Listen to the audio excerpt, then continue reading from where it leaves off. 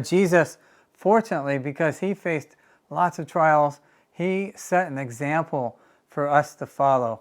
But there's two things about the power of Jesus' example.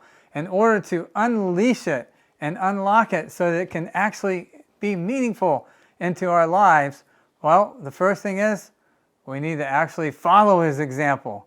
It's not the same thing to just know his example. A lot of us as Christians, we think, this life isn't as abundant as I thought it would be.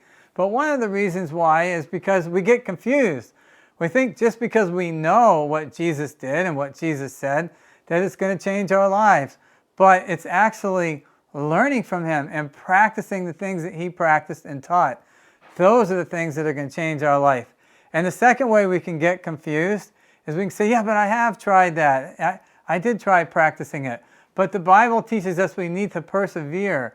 We need to remain faithful in these things. Sometimes these great fruits of following Jesus come over time as we continue to grow and practice. And it says in Galatians chapter 6, verse 8 and 9, do not grow weary in doing what is good, because at the proper time we will reap a harvest if we do not give up.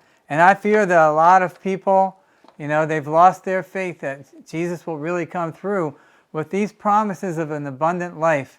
And it's happened either because we know the truths but aren't practicing them, or because we practiced them and didn't persevere and we gave up and we're not reaping the harvest that Jesus promised, but because we gave up just before we started reaping that harvest.